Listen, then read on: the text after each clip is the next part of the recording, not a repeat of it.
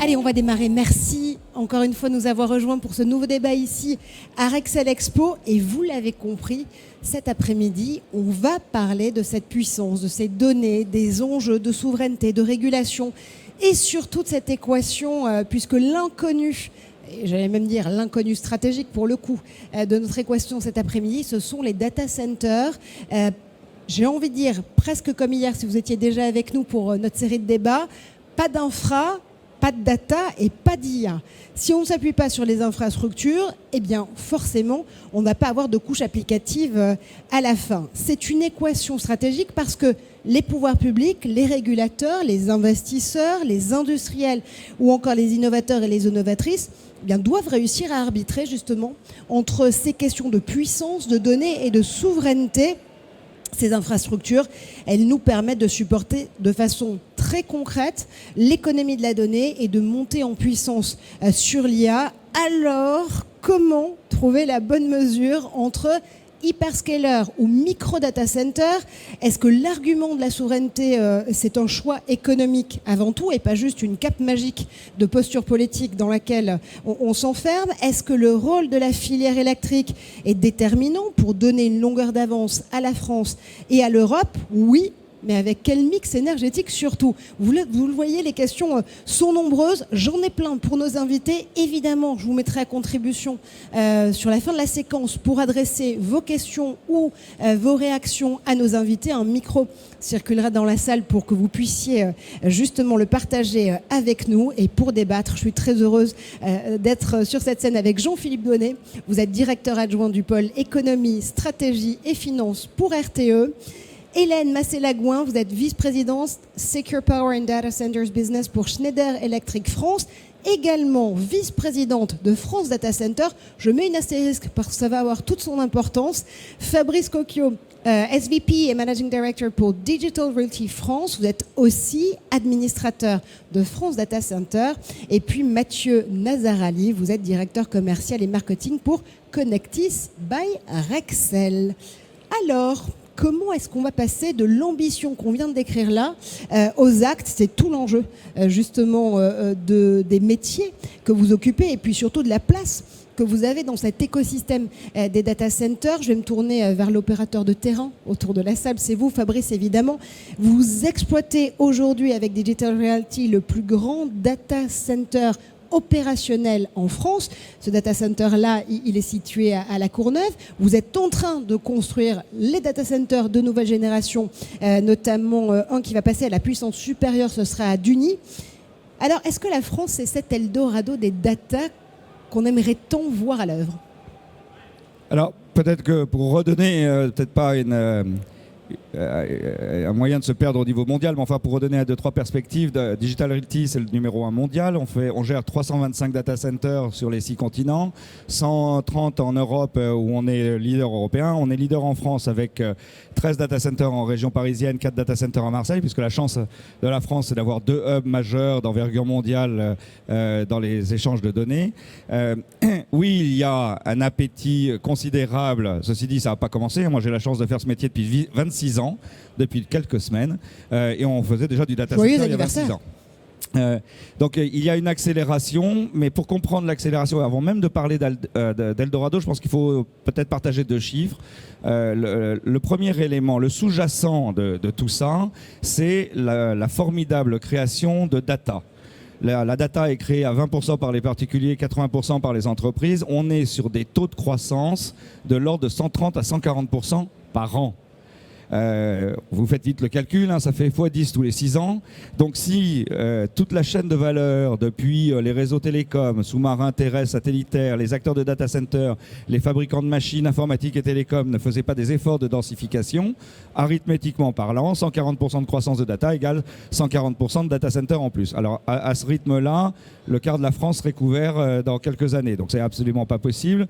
Toute l'industrie travaille à la densification avec mes partenaires de Schneider et et autres, et Rexel bien sûr. Mais je pense qu'il faut bien comprendre le sous-jacent. On ne fait pas des data centers pour s'amuser, on le fait parce que tout un chacun, en tant que citoyen, individu ou particulier ou employé, on crée de la data et il faut bien la traiter, c'est une infrastructure essentielle. Deuxième chiffre, quand même, pour redonner un petit peu de perspective, au moment où on se parle, il y a moins de puissance informatique data center installée en France qu'aux Pays-Bas. Bon, alors moi j'aime bien mes copains hollandais, mais ça prouve bien aussi qu'il y a un énorme effet de rattrapage qui se met en place en France. Heureusement, on aurait peut-être dû commencer un peu plus tôt. Et ça, c'est le premier élément. Mais en plus, vient se rajouter un certain nombre de vagues. Externalisation en général par les entreprises de leurs moyens de production en salle blanche. Formidable envolée des échanges de data, digital media, cloud. La nouvelle vague, bien sûr, de l'IA qui est en cours de construction. Il faut pas se leurrer, hein. L'IA, ça va mettre un certain temps et en plusieurs années avant que les entreprises, de façon très très large, adaptent leurs infrastructures informatiques pour en bénéficier à plein. Donc on est parti effectivement sur une perspective assez longue avec beaucoup d'atouts en France. Une partie d'éléments très favorables comme la disponibilité de la production électrique. Hein, on est un pays excédentaire pour quelques décennies encore, à minima, ce qui n'est pas le cas de certains de mes collègues dans le reste de l'Europe. Et puis surtout une énergie décarbonée. Un peu de foncier et puis beaucoup de réseaux télécoms, puisque comme je le disais, on est des hubs. Donc les trois éléments normalement fondamentaux pour faire du data center, foncier, réseau télécom et électricité, sont disponibles. Après, c'est pas pour ça qu'il n'y a pas des contraintes, mais j'imagine que mes confrères ici ont quelques idées aussi. Vous imaginez bien, parce que vous êtes deux à avoir la casquette de France Data Center sur ce panel. Hélène, évidemment, je me retourne vers vous, parce que France Data Center, c'est avant tout l'organisation qui veut fédérer la filière. La France a des atouts sur l'ensemble de la chaîne de valeur des data centers? Alors, déjà, juste revenir 2 secondes à ce que disait Fabrice. Je pense que on a des atouts, mais on a du retard. Je pense qu'il faut le dire, il faut se le dire. Data is the new oil, c'est ce que disent les Émirats. Et je trouve que c'est assez parlant. C'est-à-dire, globalement, on ne se passera pas de la data. Et si elle n'est pas en France, elle est ailleurs. La réalité, c'est ça. Hein. Basiquement, si on a tous un téléphone, on a tous de la donnée, on peut tous dire on ne veut pas de data center, mais la réalité, c'est que si ce n'est pas en France, c'est ailleurs.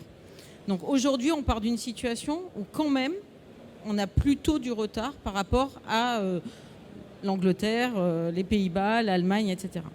Donc on a mentionné l'électricité décarbonée. Je pense que c'est le principal atout dont on entend parler aujourd'hui. Hein.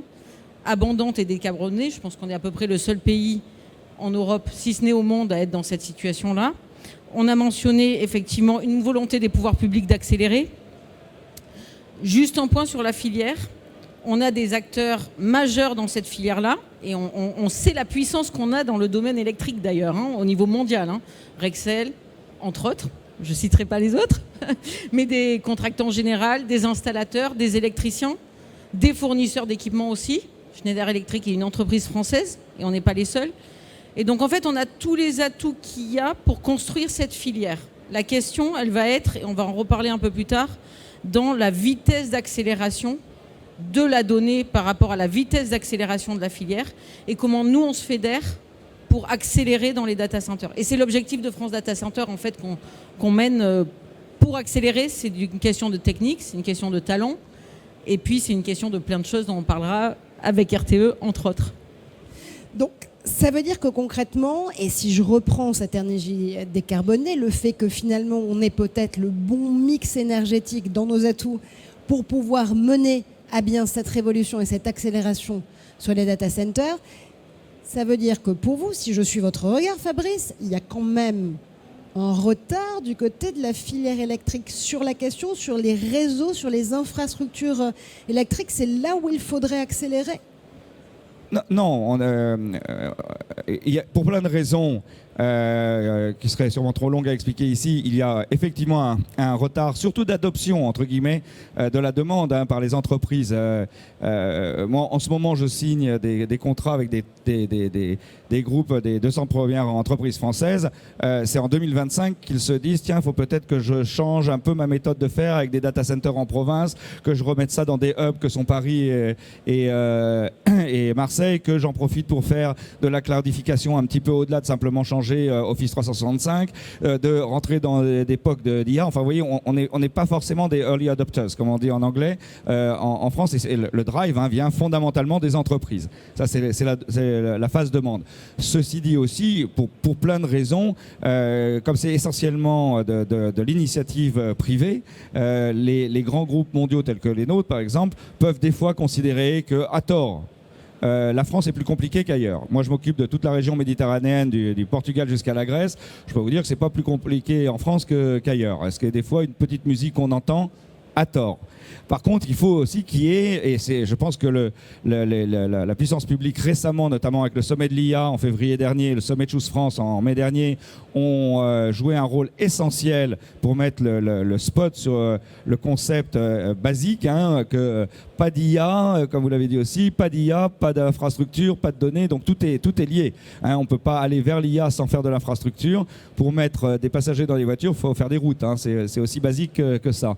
Donc là, on est sur un phénomène d'accélération avec, encore une fois, ce fameux sous-jacent d'une croissance exponentielle de la data. Alors, je ne sais pas si c'est du pétrole ou de l'huile d'olive, mais en tout cas, ce qui est clair, c'est qu'il y a un enjeu fondamental de transformation de nos sociétés, et encore une fois, pas que des entreprises, y compris de nos vies de citoyens, et où il faut que toute la filière, et c'est pour ça que le rôle de France Data Center est essentiel pour pouvoir parler avec toutes les parties prenantes, toute la filière, depuis les éléments réglementaires, les éléments d'accès à l'énergie, notamment avec RTE ou Enedis, si on traite de plus petits dossiers data center, mais également toute la chaîne de fabrication. Je sais que ça a été cher, Hélène, c'est-à-dire qu'on ne pourra avoir des éléments d'accélération de souveraineté que s'il y a aussi toute une filière industrielle en France et en Europe a fortiori. Je reprends mon mix énergétique. Alors dans ces cas-là, c'est pas tant l'électrification pour vous qui est en retard que, je vous ai vu vous retourner quand même vers RTE à un moment, que le raccordement.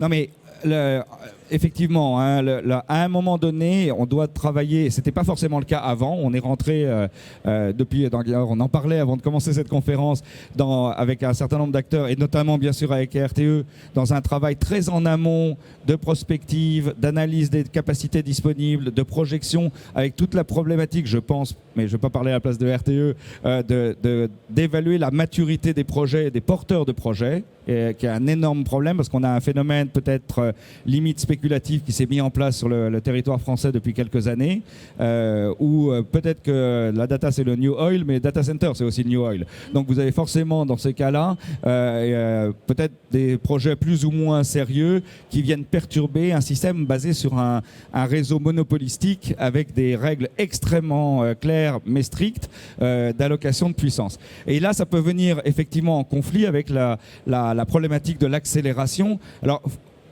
il faut être raisonnable aussi. Entre un projet de taille de 100 à 200 MW, comme nous, Digital Realty, on est en train de le faire en ce moment à Duny, et le moment où on appuie sur le bouton pour faire la commande à M. RTE, le moment où on est prêt pour accorder, grosso modo, on ne peut pas être prêt à moins de 4 ans. Okay. Donc, il ne faut pas demander n'importe quoi, il ne faut pas demander à être accordé dans 6 mois. Mais en revanche, ce qu'il nous faut, c'est une prévisibilité, de ne pas se retrouver à attendre 8 ans si on est prêt de le faire en 4 ans, et puis de pouvoir travailler sur des évolutions de la montée en charge effective, non pas du raccordement, mais de la puissance souscrite. Parce que là, il y a un énorme écart entre puissance et consommation. Mais c'est un des conflits et des problèmes qu'on a à régler, mais d'ailleurs, encore une fois, partout en Europe, pour ne pas dire dans le monde. Bon, monsieur RTE va vous répondre dans un quart de seconde. En l'occurrence, ce que je trouve extrêmement sain, c'est que ces enjeux-là, ces challenges-là, on les pose aujourd'hui toutes et tous autour de cette table. Réponse du berger à la bergère quand même, Jean-Philippe. Peut-être un retard, ou en tout cas un manque de prévisibilité sur les délais de raccordement, c'est en tout cas ce que Fabrice soulignait. Est-ce que je lis dans votre regard que parfois le régulateur, en l'occurrence monopolistique, se dit qu'il y a peut-être quand même un Far West qui s'est gentiment organisé autour justement de cet Eldorado des data centers? Oui, on est dans le thème, là. Eldorado, Far West, ruée vers l'or. RTE, c'est le gestionnaire du réseau de transport d'électricité, réseau haute et très haute tension. Les data centers, nous, on n'en a pas entendu parler jusqu'à la fin des années 2010. C'était des installations qui se raccordaient chez nos cousins d'Enedis. Et puis, vers 2018-2019, on a commencé à signer les premiers raccordements de data centers hyperscale. Et à l'époque, Action Digital Realty maintenant faisait partie de cela. Et ça se comptait en 2020, ça se comptait sur les doigts d'une main, les grands projets de ce type-là. Et on était très contents de les accueillir, de diversifier nos clients. Depuis, la machine s'est clairement emballée. Voilà, donc je ne sais pas si c'est le rattrapage que vous appelez de vos voeux, mais je peux vous confirmer que la machine tourne à fond. Depuis 2 ans, nous avons étudié le raccordement de 500 projets. C'est-à-dire, ça parle d'études, de demandes qui nous sont faites sur avoir un devis. Sur ces 500 projets, il y en a 70 qui ont signé pour une puissance moyenne de 200 MW. Ce qui veut dire qu'aujourd'hui, nous avons alloué des droits de capacité pour 14 gigawatts. 14 gigawatts, c'est énorme, c'est la totalité de la consommation industrielle française.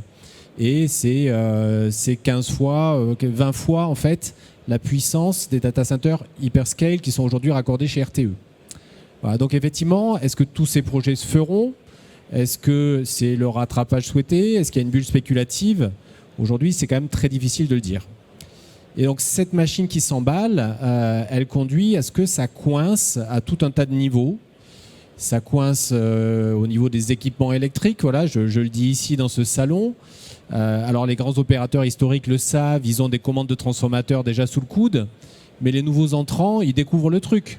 Ils se rendent compte que nous, on va leur livrer l'électricité à 225 000 volts et que s'ils veulent alimenter leurs armoires, il va falloir quand même acheter un transformateur et qu'il y a 4 ans d'attente aujourd'hui pour avoir un transformateur. Ça coince au niveau des services administratifs instructeurs de l'État et des collectivités locales.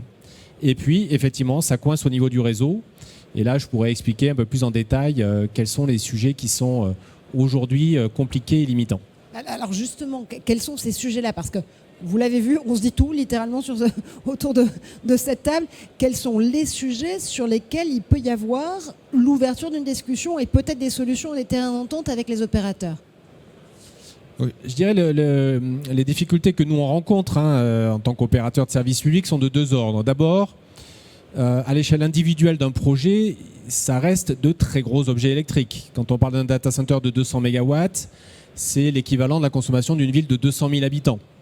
Donc si on voit arriver un projet au Puy-en-Velay, qui est une très belle région et une ville extrêmement sympathique, mais elle se situe à 50 km de la première autoroute électrique, c'est très compliqué de raccorder.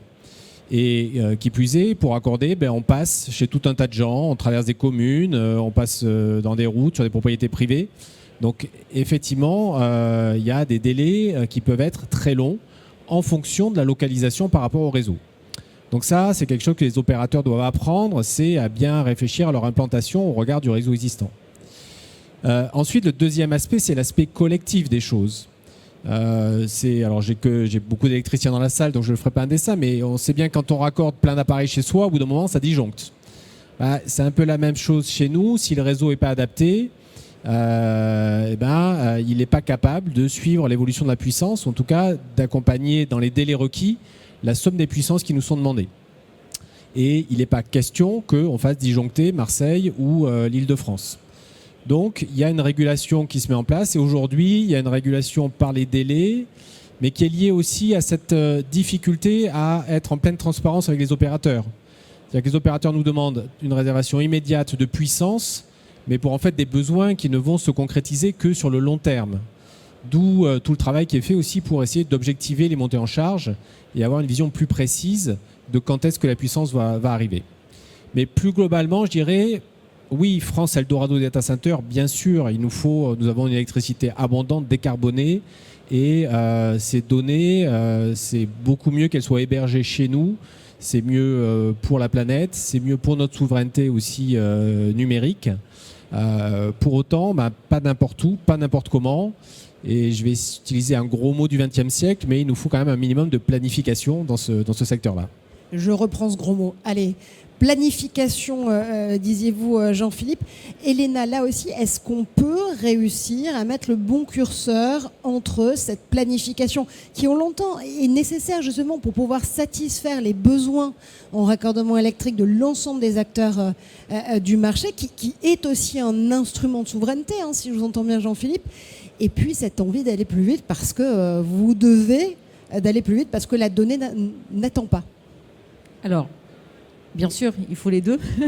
Planification et vitesse, c'est facile à dire, c'est pas facile à faire, mais je pense qu'en France, on a plutôt tendance à être trop lent et plus dans la planification. En tout cas, c'est mon avis. La question, elle n'est pas la France versus la France. Alors déjà, juste un petit point quand même. L'acteur qui met le plus de terrain en ce moment sur le marché, c'est EDF. Donc c'est celui qui a finalement 14 gigawatts de disponibles, qui va aller exporter à l'étranger et qui cherche finalement des usines que sont potentiellement les data centers, on pourrait les appeler des usines à données, qui vont consommer cette énergie qui est aujourd'hui disponible, décarbonée, abondante, etc. Donc déjà, on va dire, dans EDF, il y a cette volonté-là d'accélérer cette implantation des data centers. Deuxièmement, mon point, c'est la question de la vitesse, elle n'est pas vis-à-vis de la France tellement. La question aujourd'hui, en tout cas sur l'IA, elle est où est-ce que vont s'implanter les data centers de demain. Donc la concurrence, c'est pas entre Paris, Marseille, Bordeaux ou ailleurs. La concurrence, c'est dans quelle place en Europe vont s'installer les opérateurs européens. Ça ne veut pas dire que c'est simple ailleurs, hein. Et encore une fois, on revient sur nos atouts. On a de très gros atouts en France. Mais ça veut dire que faire de la planification, c'est très bien. La question, c'est que font nos voisins ? Et comment, c'est comme quand on installe une usine, en fait. Hein. Un acteur qui va venir installer une usine va se poser la question de la France, va se poser la question d'installer une usine ailleurs. Quels sont nos atouts ? Quels sont nos challenges ? Dans les challenges, il y a la question de la vitesse, c'est clair. Il y a d'autres atouts dont on a parlé avant. Et je pense qu'il ne faut pas compliquer plus que ça le sujet. Ça ne veut pas dire, encore une fois, que ce n'est pas compliqué au niveau RTE, etc. Voilà. Donc moi, j'alerte juste sur ça. Quand on parle d'IA, bien sûr que ce n'est pas pour tout de suite, bien sûr que ça augmente. Mais dans 5 ans, dans 10 ans, on verra combien il y a de data centers IA en France par rapport à combien il y a de data centers aux Néderlandes, aux Pays-Bas, en Angleterre et en Allemagne. Aujourd'hui, factuellement, les Pays-Bas sont plus gros que la France, quoi. Ouais, voilà. Et comment réussir justement à assurer cette montée en charge tout en étant quand même conscient des besoins de demain en matière d'IA. Mathieu, je vous vois regarder quand même passer les balles depuis tout à l'heure entre RTE et entre les hyperscalers. Et en même temps, je me dis que vous avez un projet qui peut peut-être être une alternative, même en matière de souveraineté. Je m'explique. Avec Connectis by Rexel, vous ne misez pas sur de l'hyperscaler, vous ne misez pas sur des grands, des ultra, des data centers XXL. Au contraire, vous dites que le micro data center, c'est peut-être l'avenir. Alors, juste pour préciser, Connectis by Rexel, c'est le distributeur spécialiste pour Rexel France en infrastructure réseau et sécurité. Effectivement, alors on a un enjeu entre souveraineté, compétitivité et environnementale. Et lorsque j'écoute Fabrice avec toutes les problématiques qu'on a de raccordement et vu la puissance que ça demande et le temps et la vitesse d'exécution, ce que tu disais Hélène, effectivement on a une alternative qui pourrait être aussi intéressante sur la partie Edge et sur la partie micro data center. Quand j'évoque cette partie-là, on parle d'être au plus près de la donnée, au plus près de là où est générée la donnée, pour gagner en compétitivité. On parle souvent de latence, pour réduire un maximum cette latence, parce qu'effectivement, lorsqu'on héberge ces données, il y a un temps, il y a un délai. Lorsqu'on est une industrie, notamment 4.0, on est peut-être à la milliseconde, à la nanoseconde, et qui fait qu'à un moment, on se dit que peut-être en local, il y a un moyen de garder au plus proche cette performance. Quand on parle aussi de souveraineté, c'est de se dire que, en fonction de certains hébergeurs qui ne sont pas des fois nationaux, qui sont peut-être externalisés, on a très bien vu les sujets géopolitiques qu'on a en ce moment, on évoque peut-être le fait de les avoir en local chez nous. Et encore une fois, on est ravis d'avoir des champions français dans ce domaine-là. peut-être que la solution est peut-être hybride. Elle n'est pas unique. Elle n'est pas le fait d'avoir des hébergeurs à plusieurs mégawatts ou gigawatts à l'avenir. Mais peut-être une solution hybride où on pourrait en avoir notamment en disponibilité directe sur le site en local chez un industriel par exemple, avoir un jumeau un peu plus loin et aussi avoir un système d'hébergement pour assurer un backup. Pourquoi je dis ça? C'est que lorsqu'on parle de souveraineté, on parle de cybersécurité, on parle de failles potentielles et effectivement plus on augmente de nœuds, plus il y a une surface d'attaque potentielle et donc une faiblesse. Et donc le fait, quelque part, de ramener cette disponibilité en local permettrait aussi de réduire potentiellement les failles système et aussi, surtout, faciliter le redémarrage d'activité lorsque la question n'est pas quand je serai cyberattaqué, enfin si je suis cyberattaqué, mais plutôt quand je serai cyberattaqué. Et donc pour moi, la solution Edge est la plus pertinente, évidemment que NextCyberXL accompagne ses clients dans ce domaine-là. Vous vous dites, et j'ouvre la question à l'ensemble de vous quatre, qu'il y a vraiment de la place pour tout le monde sur le marché? Alors, je vais essayer de répondre en tout cas à cette question qui est pour moi ultra pertinente. Je pense que vu l'accélération, le sujet, c'est pas la place sur le marché, c'est est-ce qu'aujourd'hui, comment nous rendons-nous compétitifs nos entreprises, nos ETI, nos PME au quotidien sur l'enjeu mondial qu'on a, nous, la France, en tout cas dans ce domaine-là. Je pense que pourquoi la data vaut de l'or, pourquoi on parlait de New Hall, ce que tu disais Hélène tout à l'heure, c'est qu'au final, c'est comment elle est exploitée. De quoi on en a besoin. L'IA va exploser cette demande-là. Et donc ça veut dire que cette rapidité d'exécution doit être avant tout française. Le fait de, quelque part, de se dire est-ce qu'il y a de la place ou pas, c'est aussi un enjeu vital de compétitivité au niveau de la France. Donc pour moi, oui, je pense qu'il faut se mettre en meute, je dirais, pour attaquer ces différents marchés. On est à la fois complémentaires sur des hébergeurs et on a besoin de champions, en tout cas, comme Digital Rail ici, mais avec évidemment des belles sociétés comme Airtech qui nous aident à faciliter le raccordement pour aller très vite et avec des super, quelque part, équipementiers comme Schneider qui nous accompagnent avec toujours plus de créativité. Fabrice, les opérateurs en Edge ou ces micro-data centers, vous les accueillez à bras ouverts sur le marché. Vous dites encore une fois qu'il peut y avoir de la place pour tout le monde et qu'en effet, ça peut être une alternative en matière de souveraineté. Alors, d'abord, c'est pas du tout mon métier. Notre métier, c'est d'être dans les 60 zones métropolitaines mondiales qui concentrent 85% du PIB informatique mondial. Et je pense que dans tout marché qui devient mature, il est normal que ça se segmente au titre des profils ou des usages. Je pense qu'il ne faut quand même pas se tromper de l'échelle. On a besoin de data centers de proximité pour des tas de raisons, pas que la souveraineté, pour la proximité, pour une application particulière. Mais si on prend un petit peu, pour comprendre l'enjeu dont on parle depuis le début, sur l'accélération, moi j'ai juste partagé 3 chiffres. Mon premier data center, il y a 26 ans, 2 mégawatts. Je l'exploite toujours d'ailleurs.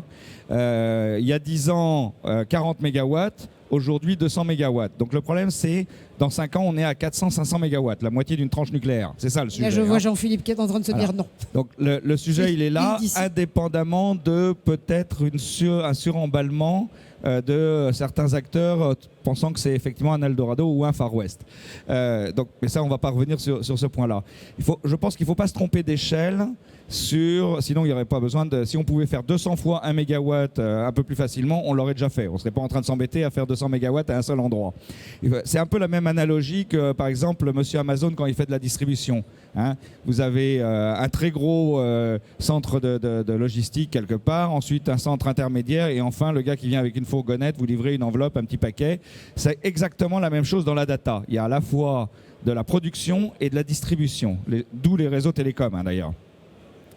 Là, il ne faut pas se leurrer, la production ne se fera pas en edge ou en proximité. Ce n'est pas possible pour une raison simplement de taille. C'est-à-dire qu'on est déjà à des échelles où certains de nos gros clients acteurs de cloud d'IA sont en centaines de mégawatts d'infrastructure. Aux États-Unis, on vient de prendre une seule commande de 96 mégawatts. Enfin, on est dans cette dimension-là. Ça ne va pas se répartir dans un data center dans le Larzac ou en Bretagne. Donc là, il y a de la place pour tout le monde. Il y a une segmentation. C'est des propos complètement différents qui mettent en place une chaîne globale de création, de manufacturing, de process et de distribution de la data. Et il y a bien sûr besoin d'infrastructures de proximité. Mais ça ne va pas remplacer du tout. Et en plus, au passage, ce n'est pas ce qu'il y a de plus efficient au niveau énergétique. Ouh là là là, je sens cette attaque et ce tacle non C'est pas une amical attaque, c'est un arriver constat, directement vers Mathieu. Pour reprendre cette métaphore du Larzac en l'occurrence, je disais que c'est justement pour ça qu'aux États-Unis, on voit des projets naître comme celui Stargate au Texas par exemple, entre Oracle, OpenAI et SoftBank, avec des investissements à hauteur de 500 milliards de dollars et des fonds notamment émiratis qui mettent aussi des billes parce qu'ils savent bien que c'est là où le retour sur investissement va être nécessaire, mais avec des tailles et des volumes de data traités qui sont littéralement monstrueux. Mathieu, vous répondez Je vais juste quoi réagir sur ce que disait Fabrice à l'instant. Enfin, l'enjeu, il est aussi sur la compétitivité de comment rendre notre pays attractif. Effectivement, on doit séduire des gens mondiaux sur notre territoire. Ça, c'est clair, je suis entièrement aligné par rapport à ce que tu dis, Fabrice. Par contre, on a des PME, ETI maintenant qui produisent. Le but, il n'y a pas que des géants mondiaux qu'on doit attirer. C'est à la fois notre tissu économique et en attirant pour moi les champions économiques qu'on va dynamiser notre économie nationale. Alors effectivement, on a des enjeux sur un domaine continental, mais je pense que c'est plutôt les deux qu'il faut. Donc oui, je pense que sur notre territoire, il faut évidemment des data centers avec une énergie décarbonée, avec des puissances augmentées pour attirer toujours plus d'acteurs internationaux. Mais oui aussi, il faut en tout cas fluidifier, notamment par rapport à nos acteurs électriciens ici présents, sur comment en tout cas on accompagne ça. Nous avons des entreprises locales qui ne sont pas tous des géants et qui ont besoin d'être upgradées, d'être accompagnées dans ce domaine-là. Et le rôle de Koenigsberg Excel, c'est ça aussi. Mais parce que vous n'êtes clairement pas sur les mêmes cibles de clients et d'entreprises dont il faut traiter la data. Je pense qu'on est complémentaires. C'est-à-dire qu'on ne pourra pas dire que, en gros, une entreprise aujourd'hui allait dire à un industriel qui ne va pas du tout sauvegarder ses données en local. Juste aller voir sa réaction. Souveraineté, compétitivité, gestion environnementale. Même si, en tout cas, je pense que Fabrice, avec son équipe, la notion de tiers, il maîtrise totalement d'ultra-sécurisation. Mais cette perte d'indépendance a un prix. À un prix qui peut être à court terme peut-être sexy, mais à moyen long terme assez fatal. Et donc je pense que l'enjeu il est aussi à ce niveau-là. Et puis on a quand même des partenaires qui nous accompagnent à saisir ces opportunités et à vous accompagner, vous en tout cas électriciens, dans le quotidien. Parce que c'est pas le jeu uniquement de l'IT, c'est l'évolution naturelle de notre métier. Sans énergie, et on l'a très bien vu depuis tout à l'heure, on ne fait pas de data center, il n'y a pas de data. Mais pour avoir de la data, pour être compétitif, il faut évidemment une énergie et évidemment décarbonée. Hélène et Jean-Philippe, j'ouvre évidemment cette question à vos perspectives également. Il faut réussir à pouvoir assurer ce maillage finalement entre les data centers, encore une fois XXL de Fabrice, ou le Edge et les micro data centers ici de Connectis. Il faut réussir à assurer toutes les offres possibles, à les mailler sur tous les territoires pour pouvoir répondre à la demande, tout simplement. Ben oui, parce que la demande, elle est diverse. Je pense qu'il ne faut pas trop se prendre la tête. Il y a des demandes pour de très gros data centers. Il y a des demandes IA pour des data centers de plus en plus gros. Et puis, il y a des demandes de proximité. Ou bien, il y a du demande du edge super localisé pour une PME, pour une industrie. Je pense que tout ça est complémentaire. On ne s'est jamais posé la question. Enfin, je pense que au-delà du mythe, entre guillemets, du data center, on a des très gros supermarchés, on a des supermarchés de proximité, si on prend un exemple basique, et c'est pas plus compliqué que ça. Chacun a des besoins spécifiques, chacun recherche quelque chose de particulier, et puis nous, on est très heureux d'accompagner et à la fois Rexel Connectis et DLR. Voilà. Mais si je reprends cette métaphore, et sans mauvais jeu de mots, il faut juste s'assurer qu'à la fois le supermarché et à la fois le traiteur de proximité soit aussi garant de compétitivité, aussi compliant en matière de cybersécurité et de performance énergétique et environnementale. Alors, oui, on en vient à la performance énergétique et environnementale. Et là, on va revenir au Far West, au mythe, à tout ce que vous voulez. Je voudrais juste passer 10 secondes là-dessus, parce que je pense que c'est un point, et puis j'imagine qu'il y aura certainement des questions à la France, dans la salle là-dessus. Aujourd'hui, en gros, la consommation énergétique des data centers en France, c'est en gros 2 à 3%. Alors, les chiffres, dites-vous 5 si vous voulez être challenging, en fait, etc. Énergétique, pas électrique. un data center, ça consomme de l'électricité. Donc, pas du pétrole, pas du gaz, ça consomme de l'électricité. En France, l'électricité, elle est en gros entre 95 et 97% décarbonée. Donc la première chose quand on parle de consommation et de développement durable, etc., c'est d'avoir bien conscience qu'un data center, c'est de l'électricité qui est en France décarbonée. On en a déjà parlé, mais quand on dit la France versus notre pays, le mix carboné de notre électricité est le plus faible en Europe. Donc en fait, quand vous dites c'est pareil que ce soit mon data center soit en Allemagne ou en France, non, c'est pas pareil. En termes de développement durable, c'est pas la même chose. Ça dépend de votre mix électrique. Donc ça, c'est la première chose. Donc 2 à 3% de l'énergie qui est en plus de l'électricité décarbonée. Alors maintenant, dernier point, et Fabrice, toi tu en parleras mieux que moi, basiquement, oui, ça consomme pas mal d'électricité. Pourquoi est-ce qu'il y a tout un buzz autour de la consommation énergétique? Je pense qu'une des questions, c'est que c'est le segment qui augmente, la data. Donc dans la consommation énergétique française, il y a un point qui augmente, c'est le data center. On crie un peu avant d'avoir mal, excuse-moi, mais on crie un peu en disant « Oh là là, s'il y a 14 gigawatts qui arrivent, ça va être de la catastrophe ». Aujourd'hui, ils n'y sont pas, hein. On est très loin de ça. Mais donc, en fait, un data center, pour être rentable, et on parle de compétitivité, doit être efficace. Donc, en dehors, déjà, il y a une question de développement durable, mais accessoirement, s'il n'est pas efficace, il n'est pas rentable. C'est aussi basique que ça. La facture électrique, c'est majeur dans l'équation d'un data center. Ça veut dire que en fait, ça limite les velléités de greenwashing en la matière. On n'a pas le choix. Il faut être rentable, donc il faut être environnementalement... Autre que d'être efficace, et ce, au niveau du edge ou au niveau du cloud. C'est la même chose. Donc après, on peut rediscuter sur la question du développement durable, mais même d'un point de vue purement rentabilité, efficacité, il y a une course à ce qu'on appelle le PUE aujourd'hui, et c'est normal, encore une fois. Qu'est-ce que le PUE Power Usage Effectiveness, c'est-à-dire en gros entre l'entrée de l'énergie et combien est vraiment utile dans un data center pour qu'il y ait le moins de pertes possibles en ligne, pour le data center soit le plus efficace possible. Mais d'abord parce qu'il faut qu'il soit acceptable dans le paysage et donc qu'il soit le plus durable possible, mais aussi parce qu'il faut qu'il soit le plus efficace pour être le plus compétitif aussi. Voilà. Jean-Philippe, cette efficacité environnementale, ça fait partie des critères que vous regardez à la loupe? Alors non, parce que ce n'est pas RTE qui est garant de ces critères-là, mais par contre, effectivement, pour obtenir son permis de construire aujourd'hui, il faut faire la preuve qu'on est un data center efficace, efficient. Moi, je voulais réagir là-dessus parce qu'effectivement, je pense qu'il y a un vrai risque collectif à laisser se propager des peurs irraisonnées autour des data centers.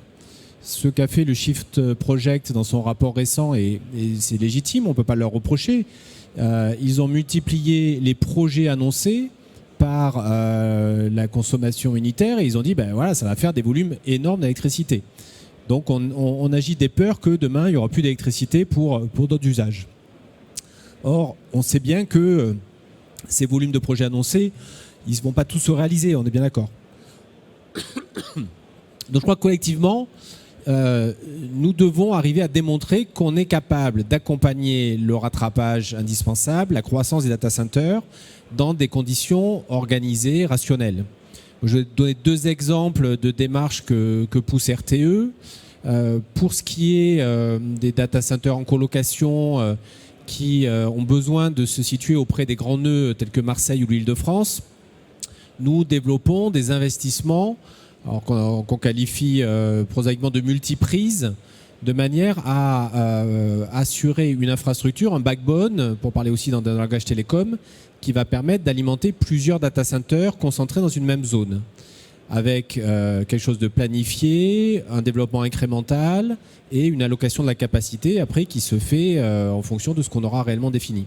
C'est quelque chose qu'on fait actuellement à Marseille, plus précisément à Plan de Campagne, parce qu'à un moment, la ville de Marseille a commencé à s'émouvoir de la concentration sur son territoire. Donc le préfet a réuni les acteurs et a proposé qu'on définisse un endroit sur lequel on concentrait les efforts, on amène l'électricité et c'est là qu'on incite finalement les opérateurs à se mettre dans un cadre organisé, planifié. C'est un premier exemple. Deuxième exemple, je parlais des sites fast track. Lors du sommet de l'IA, on a commencé à voir arriver des demandes pour des data centers de 1 gigawatt ou plus. On s'est dit, mais il ne faut surtout pas que ces data centers arrivent n'importe où, parce que sinon, ça sera ingérable. Donc nous avons travaillé, moi je fais partie de la task force qui a été mise en place par le gouvernement avec la Direction générale des entreprises, avec Business France. Nous avons épluché plus de 200 terrains constructibles en France de grande surface et on a trouvé pour l'instant 4 pépites, 4 terrains qui sont très bien placés par rapport au réseau à très haute tension, au réseau à 400 000 volts, et pour lequel on est capable d'offrir un raccordement de forte puissance dans un délai rapide sans déséquilibrer tout notre système électrique.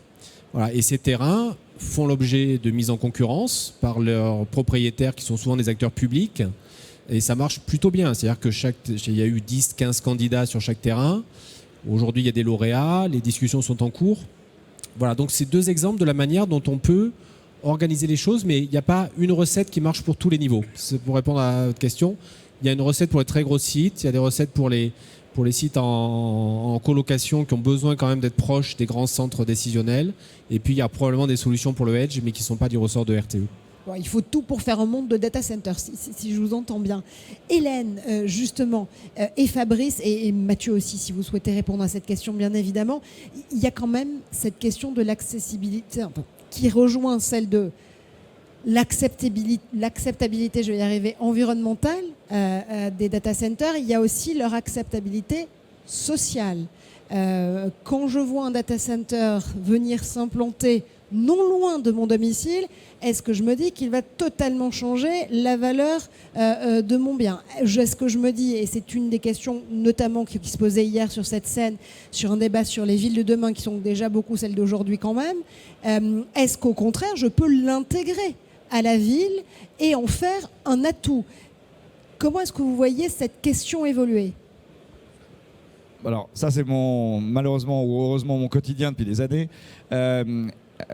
D'abord, heureusement, en France, comme partout en Europe, on est des États de droit. Il faudrait peut-être le rappeler. Donc on n'arrive pas comme ça, parachuté, par hasard. Un data center, je le rappelle, Hélène l'a dit, c'est une industrie. D'ailleurs qualifiée comme telle par Bercy. Donc au niveau des impôts, on n'est pas au niveau d'un bâtiment d'activité, on est un bâtiment industriel, ça change complètement la donne. Les impôts ont été multipliés par 7 depuis qu'on a changé de statut, petit rappel.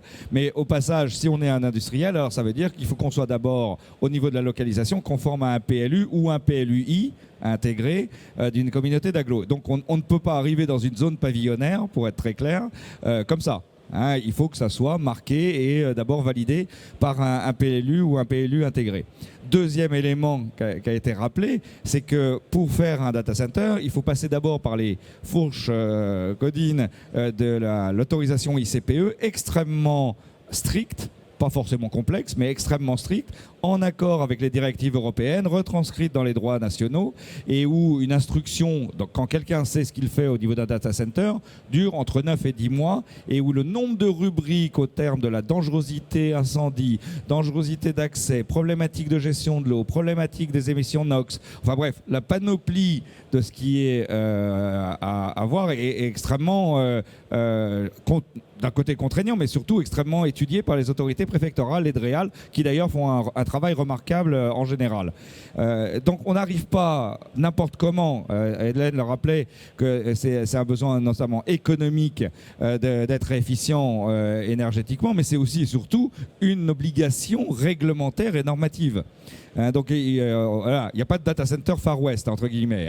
Ça reste du domaine du droit et de la réglementation, c'est important à rappeler. Alors après, que des fois on soit confronté, la plupart du temps d'ailleurs plus par ignorance, c'est pour ça qu'on a besoin de pédagogie, et merci de faire ce genre de conférence, mais j'en parle souvent avec des journalistes aussi. On peut avoir bien sûr le fameux principe not in my backyard, je veux bien avoir un téléphone mobile mais je veux pas d'antenne 5G, je veux bien de l'énergie renouvelable mais je veux pas des éoliennes, je veux bien regarder des vidéos de chatons mais pas de data center. Bon, donc là on a forcément ce phénomène là qui est d'ailleurs pas propre à la France, c'est un peu partout, mais à un moment donné je pense que si on travaille en pédagogie, on peut enlever des peurs. Chez France Data Center, on a fait il y a 1 an et demi un radio-trottoir dans Paris. C'était très drôle. Parce que je peux vous dire, on a interrogé des jeunes, des vieux, des cadres, des non-cadres et ainsi de suite. Tout le monde racontait n'importe quoi sur les data centers. Donc ça prouve qu'il y a un gros boulot à faire. Imaginez l'incarnation d'un data center, à quoi ça ressemble. Mais voilà, même ce que c'est, l'objet, et c'est normal, c'est un peu venu... pas vraiment de nulle part, hein, j'en faisais déjà il y a 26 ans, mais quand même, on voit bien que c'est quelque chose de nouveau, on commence à en voir dans les films, on ne comprend pas bien ce que c'est dans les séries, enfin bref. Alors maintenant, il y a un autre sujet, qui est l'intégration urbaine au sein des externalités, si possible positives plutôt que négatives. Là, il y a un enjeu énorme. Ça commence tout simplement par simplement la dimension architecturale. Moi, j'ai fait des essais, que ce soit à Marseille ou et notamment à la Courneuve que vous citiez, qui ressemble plus à un énorme stade de foot qu'à un data center blocos. On peut faire pour le même prix quelque chose a priori beau et intégré en concertation avec les services de l'urbanisme, soit de la communauté d'agglo, soit de la ville. On peut surtout travailler à l'intégration globalement dans la cité, que ce soit en termes de formation, en termes d'emploi, en termes de retombées économiques directes, que ce soit en cas de politique RSE et surtout aussi de travailler, parce que ça devient maintenant une contrainte importante voulue par l'Europe, hein, avec des échéances à l'horizon 2030, notamment sur la récupération de la chaleur fatale. Bien sûr. Alors par contre, il ne faut pas oublier un truc, hein, il faut être deux pour danser le tango. Donc si on fait un data center mais qu'il n'y a pas de réseau de chaleur, on peut toujours demander qu'on en fasse, ça ne marchera pas. La France est là aussi en retard sur les réseaux de chaleur, hein. On a grosso modo en ce moment 850 réseaux de chaleur en France, dont l'essentiel en région parisienne. Bon, donc ça ne va pas aider non plus, hein, mais bon, le sujet est extrêmement vaste. Mais si j'en crois les panélistes d'hier, encore une fois sur la question de la ville de demain, ça arrive. La filière se fédère et justement l'idée est de pouvoir travailler là aussi en partage d'idées, en partage de compétences. Hélène. Oui, je voulais juste rajouter un petit point sur l'acceptabilité et sur le fait que le data center est une industrie. Ça fait un petit moment, ça fait quelques années qu'on parle de réindustrialisation de la France. En s'étant aperçu finalement que dans une industrie, il y a peut-être 100 emplois, mais en fait, il y en a beaucoup qui sont induits derrière. Et quand on dit un data center, c'est une industrie, souvent en termes d'acceptabilité, on parle beaucoup en nombre d'emplois. Alors on regarde combien il y a de personnes sur site. Et puis en fait, à la limite, on compte les emplois Schneider en France, plus ou moins quand même. Mais par contre, toute la filière derrière, donc encore une fois, les électriciens, les installateurs, les contractants généraux, ceux qui font la maintenance, etc., dans les data centers ne sont pas comptabilisés parce que c'est très compliqué, etc. Donc c'est exactement comme une industrie qui a besoin d'être extrêmement automatisée ou sur un site industriel qui s'installe, on dit ah bah tiens, il y a 100 emplois. Et pendant des années, on a pensé ça en France, en fait. On a dit, finalement, l'industrie, c'est pas tant d'emplois que ça, c'est super automatisé. Oui, c'est automatisé pour être efficace et pour être rentable. Mais derrière, il y a toute la filière qui se développe.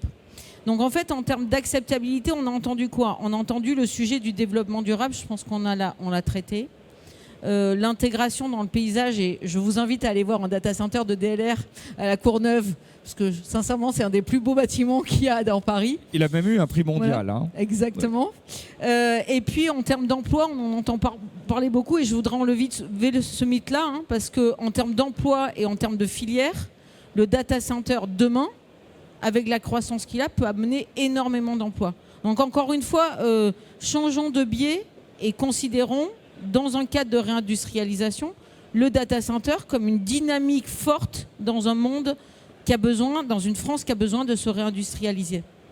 Dans un instant, on va ouvrir évidemment cette conversation à vos réflexions, à vos questions. Si vous avez une interrogation pour un de nos panélistes, n'hésitez pas à lever la main et on va voler jusqu'à vous pour vous apporter un micro. Mais j'ai quand même une dernière question pour vous quatre. Et j'allais dire non des moindres. Souvenez-vous, tout à l'heure, on se disait que la question de la souveraineté, ça ne pouvait pas être qu'une cape pudiquement dans laquelle on s'enroule politiquement pour dire souveraineté, je crie ton nom. C'est aussi des questions business. C'est aussi des questions d'enjeux de sécurité en matière cyber. C'est aussi des questions d'emploi industriel. Aujourd'hui, la filière data center, elle représente cette clé de souveraineté? Bien sûr, Mathieu. La question, c'est de se dire, est-ce qu'aujourd'hui, pour rebondir sur ce que disait Hélène, le fait d'avoir un data center, est-ce que ça génère de l'emploi de manière directe ou pas? Effectivement, si on regarde le nombre peut-être de personnes qui sont physiquement présentes, qui vont accompagner cette maintenabilité, la réponse par rapport à une industrie comme on le connaît, tout est encore comparable, la réponse est peut-être un peu plus réduite. Mais au final, c'est l'ensemble du chaîne économique derrière, c'est un écosystème. On a des industriels qui produisent en France pour certains, ou en Europe aussi. C'est aussi des distributeurs derrière, parce qu'on parle de data center, et j'espère bien avec Fabrice faire évidemment des projets pour réduire le temps de raccordement et d'exécution, et évidemment faire ce qu'on appelle du spare, de la maintenabilité derrière, et donc toute une économie derrière. Et peut-être même demain nos intégrateurs électriciens ici présents qui participeront à cette maintenabilité. On a parlé souvent fut un temps peut-être d'appropriation technologique en disant est-ce que demain notre outil ça sera uniquement une caisse à outils ou un PC. On a déjà fait ce gap-là. C'est-à-dire qu'il y a quelques années, de manière très simple, lorsque je rencontrais des électriciens il y a 30 ans, quelqu'un qui avait un PC, c'est un informaticien. Aujourd'hui, tout électricien, un chargé d'affaires, qui que ce soit, utilise ces outils-là. Et donc ça veut dire que ce sont des nouvelles technologies, un nouvel écosystème qui va se dessiner. Donc pour moi, au final, c'est la prise de risque qu'on met en place pour pouvoir agir. Si on attend que le modèle économique se stabilise en disant ok, on attend qu'il y ait des leaders qui se font sans nous et dire oui, effectivement, ce modèle, on aura déjà perdu. Donc le sujet, c'est cette prise de risque. Et moi, évidemment, je ne suis pas totalement neutre non plus, on le sait. Mais je crois viscéralement que c'est une des poches de croissance pour notre pays d'aller, en tout cas, sur ce domaine-là. Jean-Philippe. Oui, je voulais juste signaler que RTE est une des entreprises qui promeut, en lien avec le ministère de l'économie, l'indice de souveraineté numérique, qui consiste à établir un certain nombre d'indicateurs qui permettent à une entreprise de savoir comment elle se situe sur cet aspect-là. Voilà, alors c'est facile pour nous, on est plutôt bon élève. Il faut rassurer tout le monde, toutes les données cœur de métier sur l'exploitation du système électrique, elles sont hébergées dans des data centers situés en France, qui sont redondés. Mais je pense que c'est un vrai sujet. C'est-à-dire qu'un chef d'entreprise aujourd'hui, il sait exactement où est-ce que sont ses usines, où est-ce qu'il produit ses équipements. Est-ce qu'il sait exactement où sont hébergées ces données ? À mon avis, c'est beaucoup moins clair que ça. Et donc, avoir des outils de mesure qui permettent à chacun de se situer sur cette échelle-là, ça me semble être un élément très utile. Absolument. Hélène. Et entre parenthèses, un moyen de favoriser une offre française et d'alimenter aussi une offre française sur ce sujet. Des outils qui doivent être mesurés, cryptés, protégés, qui vont créer forcément des métiers différents pour assurer une performance et une souveraineté aussi. Et donc c'est là où je rebondis, c'est que savoir où sont les données sont évidemment plus faciles lorsqu'on est en local, parce que physiquement les serveurs sont là, mais les dupliquer avec évidemment des hébergeurs qui permettent de tracer où physiquement elles sont stockées seront indispensables à l'avenir. Bon, après il y a quand même de la réglementation européenne avec du Cloud Act et des boucliers justement en matière de réglementation qui imposent aux hyperscalers, fussent-ils d'une autre nationalité au départ, de quand même savoir exactement où sont quelles données de quel client. Moi, je voudrais non pas faire le poil à gratter, mais quand même rappeler un petit point. La donnée, elle n'est pas inerte. Hein. La donnée, elle est échangée. Elle est échangée à la vitesse de la lumière. Nos clients à Marseille envoient un paquet de data à Singapour en 115 millisecondes, 0,11 secondes. On fait le tour de la planète en moins de 2 secondes. Donc la notion de territorialité, il ne faut pas confondre souveraineté avec territorialité. Hein. La notion de territorialité de la donnée, elle veut, à mon avis, strictement rien dire. La notion de souveraineté, en revanche, c'est-à-dire d'abord d'être capable de cartographier ce qu'est donnée souveraine. Il ne faut pas confondre données souveraines avec données privées. Enfin, et déjà, on n'est pas tous d'accord sur la définition de la donnée souveraine. Je ne sais pas comment vous l'avez mesuré chez RTE, mais en tout cas, moi j'ai des acteurs de la défense, des grands acteurs français de la défense présents chez nous, qui me disent, grosso modo, on a 20% seulement de nos données qui sont souveraines. Alors, je pense que la radio des poumons de Madame Michu est une donnée privée, mais pas une donnée souveraine. Hein.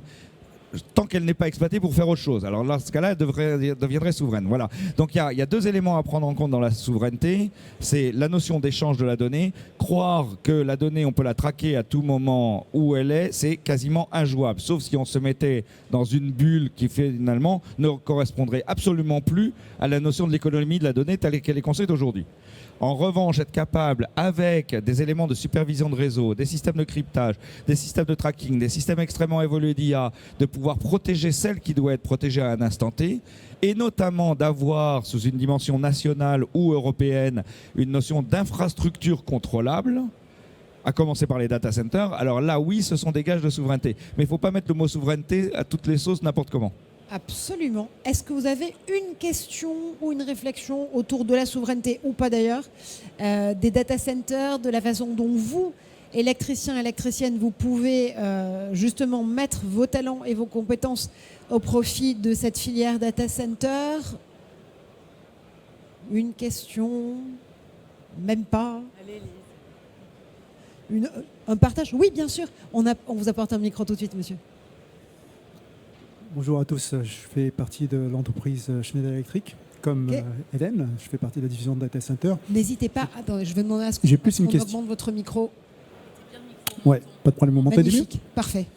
Non, on a parlé tout à l'heure un peu du comparatif qu'on fait entre la France et d'autres pays, on a cité notamment le modèle de la Hollande. Moi j'ai un rôle global, donc je regarde aussi ce qui se fait de côté des États-Unis, pas pour... parler des tensions géopolitiques qu'accompagnent les data centers, mais plus pour regarder ce qui se fait au niveau technologique. On a vu cette semaine lors de l'ECP une déclaration faite par Meta qui dit qu'il faut qu'on maîtrise l'art de produire en masse des data centers. Alors j'aimerais avoir votre avis, vous qui êtes plutôt chez DLR, construisez des data centers. Qu'est-ce que ça veut dire pour vous produire en masse des data centers? Est-ce que vous pensez qu'aujourd'hui on a un écosystème qui peut favoriser cette production? Il y a aussi cette idée de se dire, encore une fois, Mark Zuckerberg a bien écouté, pas d'infra, pas de data, pas d'IA. Donc, maîtriser sa chaîne de valeur. Au risque de me répéter, encore une fois, le data center n'est qu'une infrastructure. Hein. C'est la première couche, la première brique sur laquelle on construit tout le reste jusqu'à des échanges sous IA ou pas de données.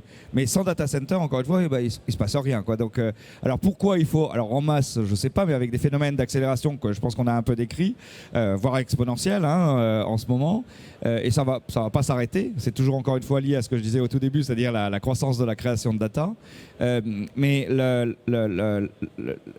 encore une fois, il y a des effets, comme l'a rappelé Hélène, il y a des effets d'échelle, des effets d'efficience, des effets tout simplement de concentration d'infrastructures, parce que sur le data center, vous mettez des plateformes, sur les plateformes, vous mettez des applications, sur les applications, vous mettez des données, et là-dessus, vous mettez des réseaux.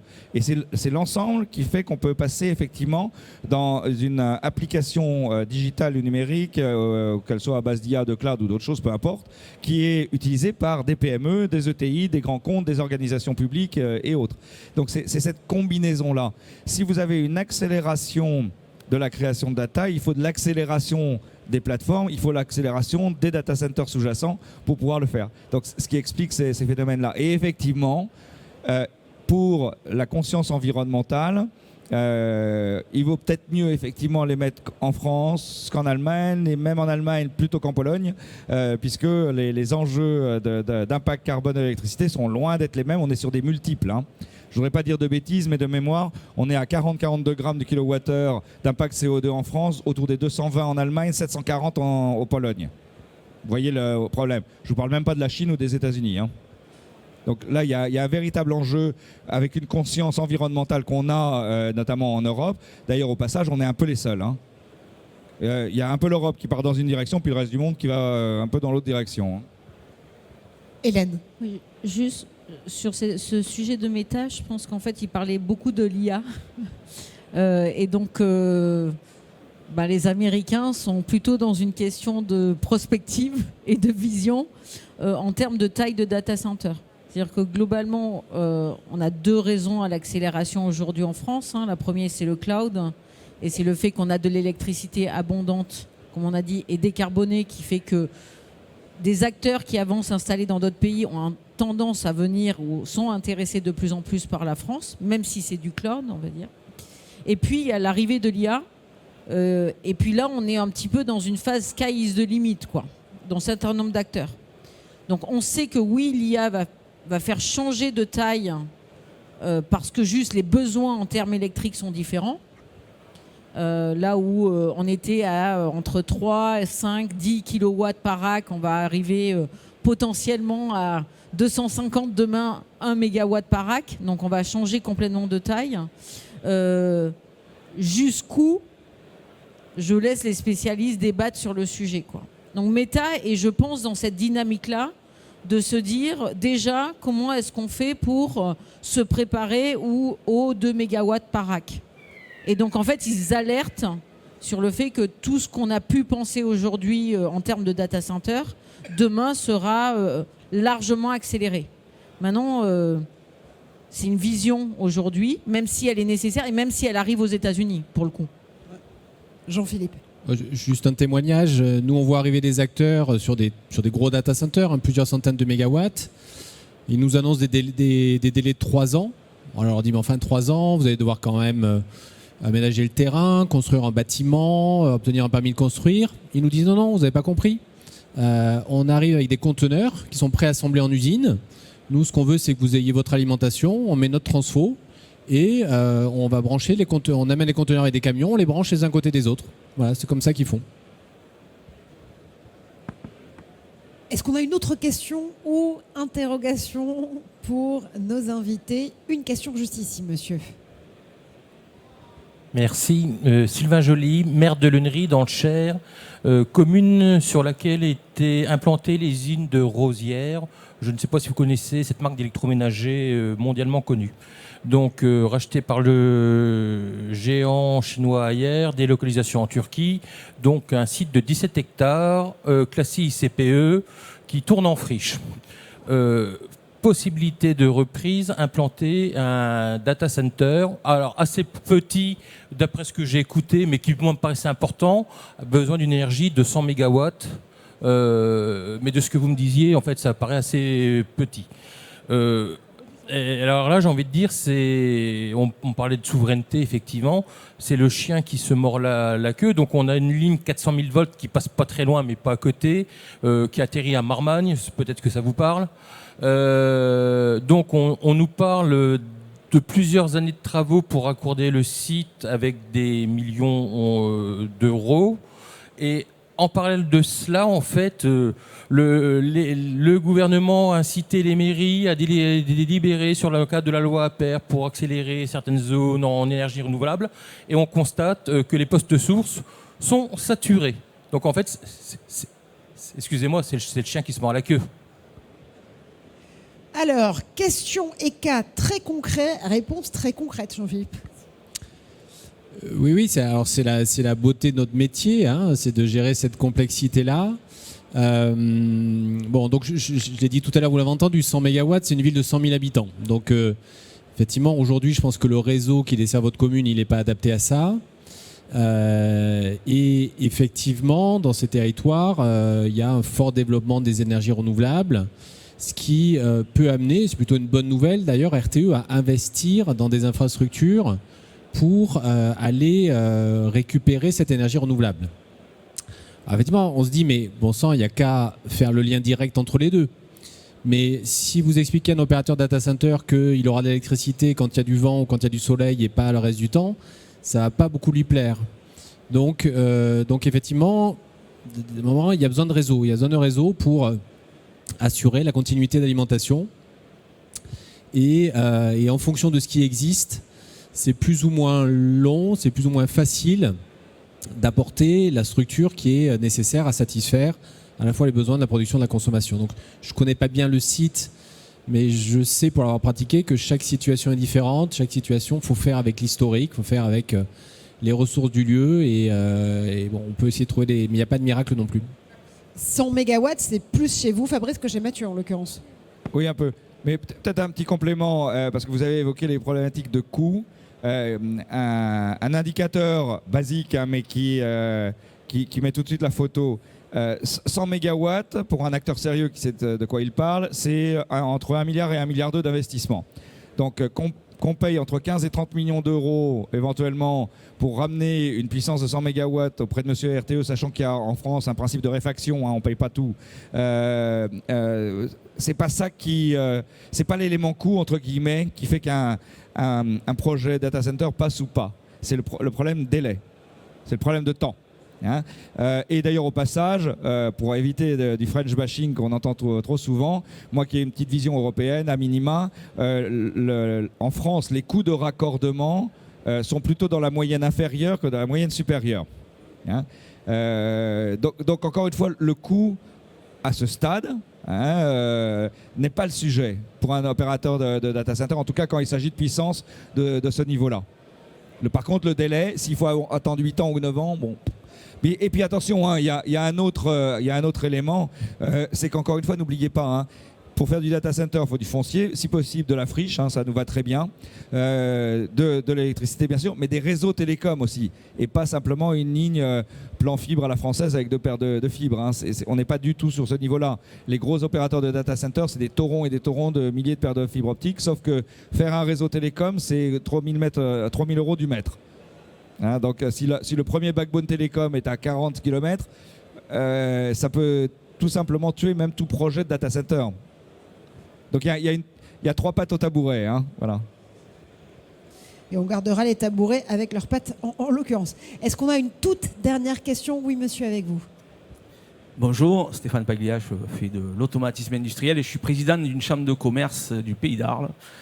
Je ne vais pas vous parler de l'acceptabilité des lignes THT, c'est un vrai sujet chez nous à FOSS, mais plutôt de prospective. Comment voyez-vous l'arrivée de l'ordinateur quantique dans les data centers, peut-être d'ici 10 ou 15 ans? Excellente question, merci beaucoup. Je ne veux pas monopoliser la parole, mais c'est une excellente question. C'est plus de la science-fiction. On vient de faire, nous, d'ailleurs, si vous regardez sur LinkedIn ou autre, vous verrez qu'on vient de coup sur coup de déployer à Copenhague et à New York 2 cœurs quantiques dans nos data centers. Donc on voit bien que ça y est, c'est déjà parti. C'est comme le disait Alain tout à l'heure, hein, il n'y a jamais des choses qui passent du vendredi soir au lundi matin comme ça. On est parti pour des voyages, des journeys, comme disent les Anglais, hein, et où la progression, là pour le moment, on est encore au stade de mise en service essentiellement de pôles de recherche académique pour des tests. On en est encore là, mais ça veut dire qu'on n'est plus dans la science-fiction du tout. Mais encore une fois, on peut se dire, mais ça sera beaucoup plus efficace. Et d'ailleurs, ça l'est. C'est beaucoup plus efficace, moins gourmand en énergie ramené à la puissance de calcul, hein, puisque c'est toujours le ratio. Mais non seulement, ça ne se fait pas encore une fois du jour au lendemain, et deuxièmement, les usages entre-temps continueront à augmenter. C'est pour ça que j'ai insisté peut-être un peu lourdement sur la problématique de la création de la data, parce que c'est ça le vrai sous-jacent.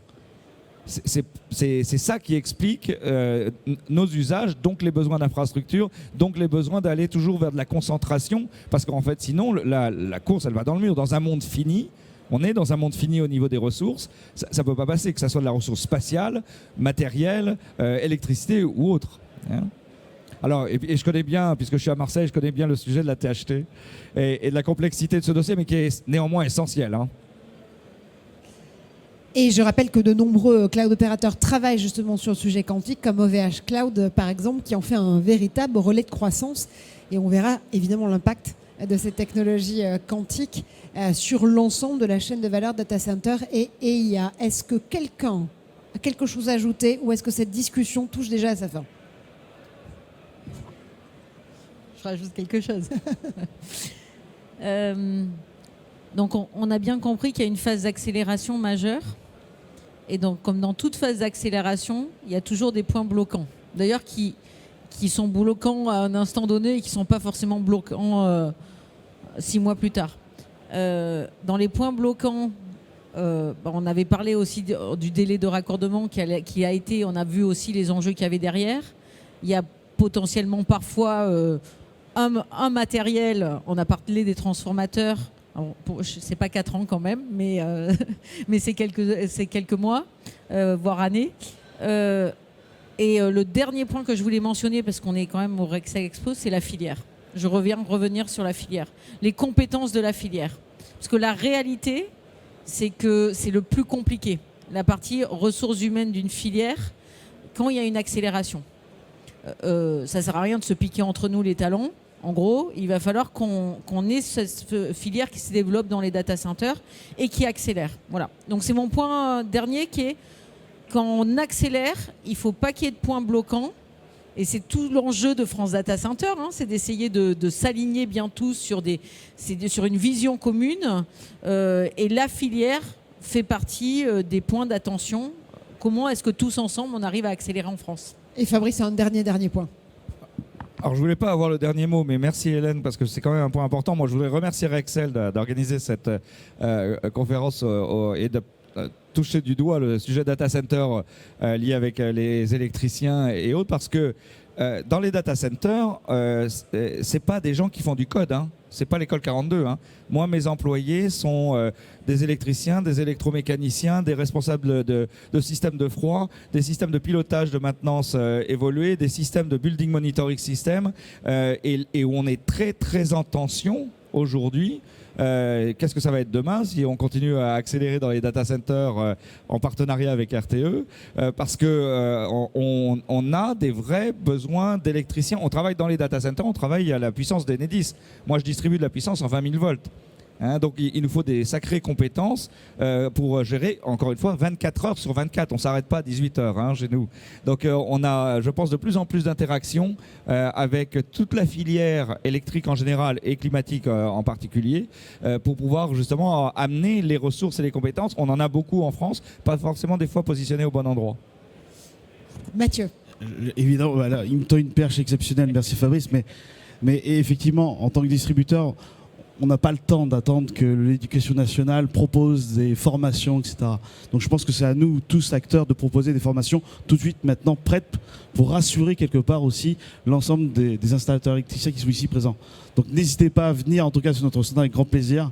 On va essayer de démystifier tout ça aussi. Merci. Et je ne saurais que trop vous recommander d'aller voir les travaux du CERS sur ce sujet, sur leur mission école-entreprise, ainsi que les travaux de la Fondation Rexel, parce que c'est une des missions de la Fondation de votre groupe, Mathieu, et tout le travail que fait Enedis, notamment auprès d'Alexandre Siné et des écoles qui forment les électriciens et les électriciennes de demain à embrasser toutes ces transitions sur l'ensemble des filières et de la chaîne de valeur, et notamment celle des data centers. On termine avec Jean-Philippe. Une formule en guise de conclusion. J'ai cru entendre quelque part que dans une ruée vers l'or, les seuls qui sont sûrs de faire fortune, c'est ceux qui vendent les pioches. Je pense que nos amis électriciens sont ceux qui vendent des pioches pour les data centers. Eh bien, je garde cette formule qui est parfaite. Merci infiniment. Merci à vous pour votre attention et pour vos questions. Merci à tous les quatre pour vos perspectives. Et j'allais dire à tout à l'heure, mais non, moi, mon travail s'arrête là. Merci infiniment d'être venu débattre et d'écouter ces discussions avec nous.